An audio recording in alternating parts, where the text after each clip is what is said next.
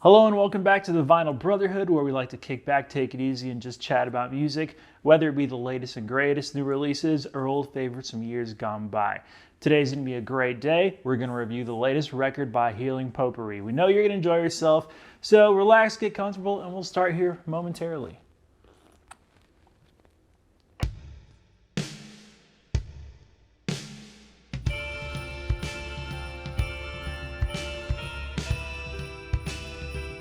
Thanks for joining us yet again. We've got another music review lined up for you today, and it's the relatively recent release by Potpourri from San Francisco.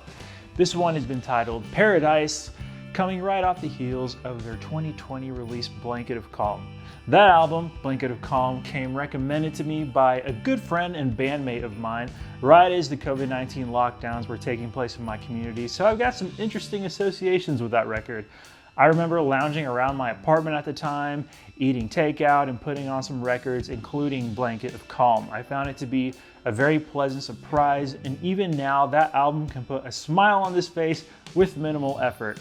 It's got an excellent laid-back indie pop vibe fused with easy listening, lounge, and exotica elements that contribute to a very timeless feel. I'm expecting more of the same from Paradise, and I'm hoping this highly anticipated album too will become a very quick favorite. But there's only one way to know here at the Vinyl Brotherhood, and that's to take this beautiful vinyl record to the turntable and give it a spin or two.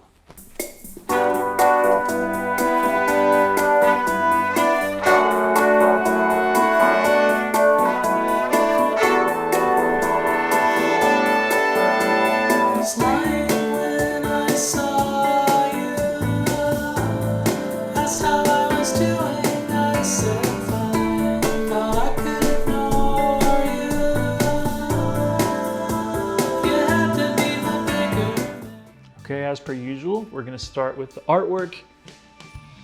Pretty cool. I can tell some good vibes are on the way. Here's the back. Potpourri, Paradise. Kind of freak out when there's this much black being used because we're worried about thumbprints and all that. Some lyrics. Got a little image of the band. This pressing sounds really good. I've been very pleased with it. I got a nice yellow vinyl, if you can see that. There were a couple of different variations out there, but yeah, very pleased with it so far. So let's go ahead and talk about the details. But first, we'll start with Potpourri. Potpourri is the musical endeavor of a gentleman named Simi Sahota. My apologies if I pronounced that incorrectly. His indie pop sound, like I said, is heavily influenced by lounge, exotica, and soft rock, particularly that of the 1970s. You can hear it in the keyboards. He does a great job combining the different influences into something that sounds cohesive, yet eclectic, nostalgic, yet wholly original. It was true about Blanket of Calm and is true about Paradise as well. His records always sound crystal clear with a lot of dimension, and it allows for the impressive variety of instrumentation to really shine. Just as an early spoiler, everything that you loved about Blanket of Calm is present on this project to some degree, but with track 1 titled Truly Good, what that song shows us is that there is an added tinge of electronica this time around. It's rarely front and center, it's never really there to make a big musical statement, but it is very well incorporated, and it sounds super cool on this track and wherever else you can find it on Paradise. Truly Good modulates and carries us through some surprising compositional twists and turns, proving that Mr. Sahota knows his way around writing a killer tune. Pun absolutely intended, Truly Good is exactly that. And I don't doubt that someone's beaten me to that joke, but I digress. Wind has some more overt 70s pop influence and again does a fantastic job of marrying it to the modern indie pop aesthetic. I found this to be such a quality track. Listen towards the end at everything that's going on musically with the bass, with the keys, the flute, the programming, etc. And on top of that, it's catchy to boot. Free, track 3, has a more minimalist psych pop palette, and as I was listening, it reminded me of Smile era Beach Boys, and when the post-chorus segment came around, I noticed the nod to the 70s Beach Boys song, At My Window, 1970, I believe it is. So now I know that the stylistic similarities were very intentional. I know they seem to come up a lot, and I swear this isn't slowly becoming a Beach Boys channel, but it's always nice to catch their influence wherever it can be heard. What I enjoy about Free is a sense of space and the tasteful use of lush reverb enveloping the whole thing. Next, we've got What Do I Do Now, also with a blatant 60s pop influence, complete with a horn section and a harpsichord. At least I think it's a harpsichord. I love the more Baroque touches on this record. Like everything else, they're very, very well implemented. But this is a sweet song and an obvious choice for a single, being one of the poppier and catchier selections, and it's very easy to sing along with. The instrumental titled Sticky is phenomenal. I wish it was longer than 1.5 minutes because it's such a delightful aural experience. The rain stick is only one of the gorgeous percussive elements on this track. The static interfering with the keys is also a really nice touch, making this tune especially fun. Sandwiched in between this album's two music-only compositions, we've got Paradise, the title track. It's an easygoing, calmer track with a thoughtful lyric and some soft piano steadily driving the song forward. The string section used throughout this album, and especially on this, the title track, is anything but by the numbers. I'm really digging how expressive it is on this song in particular. They capture a very specific, somber mood, and I'd like to commend all involved for doing more than the bare minimum, which is unfortunately often the case. Terry is the second instrumental on Paradise. I remember Blanket of Calm being a little heavy on the instrumentals, but this time we get two, Terry being the longer one.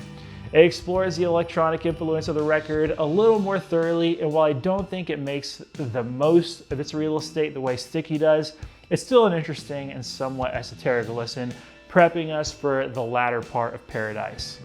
This last stretch of songs felt to me as more of time for Simi and friends to explore and experiment on this musical playground, not necessarily in the same way they did with Terry, but by infusing these sweet pop songs with some extra flavor. Last Place moves along to a smooth bossa nova rhythm with beautiful layers of woodwinds, jangly keys, and a nice verbed out clean guitar tone. So very topical lyrics are included here, in quotes, appending our routine, suspending all our dreams. So yeah, not always as optimistic as the rest of this record, and I don't know if he was actually referring to the recent COVID-19 pandemic, but that's kind of what I was reminded of as I listened. This song could serve as a sort of document or an artifact of the early 20s. We'll see. Following here, we've got Fireworks, another more upbeat number. Leading up to Fireworks, this album has already given us so many catchy tunes and so many adventurous musical ideas.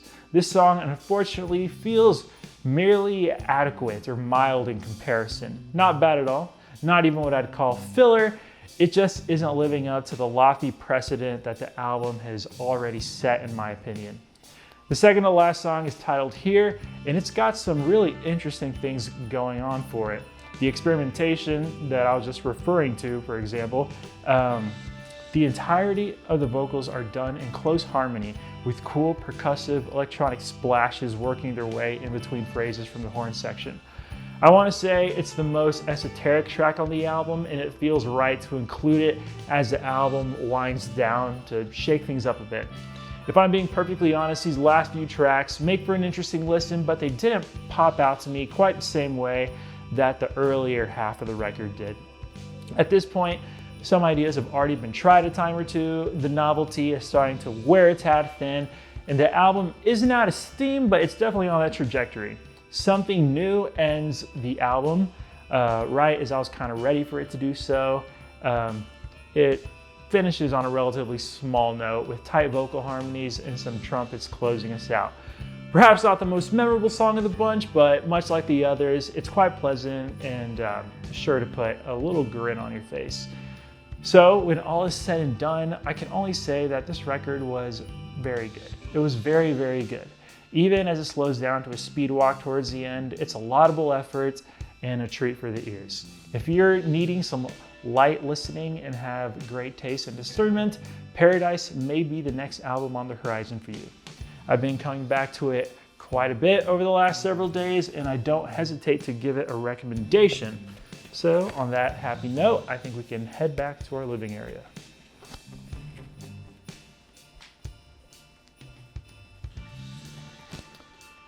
As I had previously established, Blanket of Calm was a pleasant surprise in the midst of everything that was going on in 2020.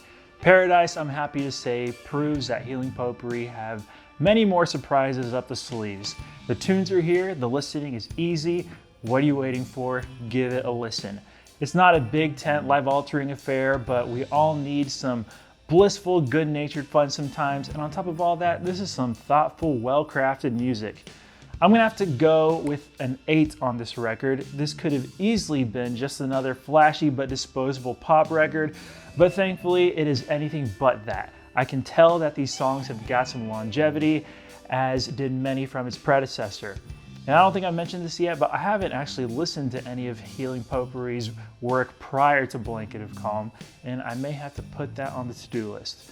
If you checked out Paradise or anything by Healing Potpourri, let me know what you're thinking in the comments down below. I can't wait to hear what you've got to say, and I think we can go ahead and wrap things up for the day. So in the meantime, be sure to like, subscribe, and please feel free to linger for a while. We've got many reviews available, and you can be sure that there is more to come.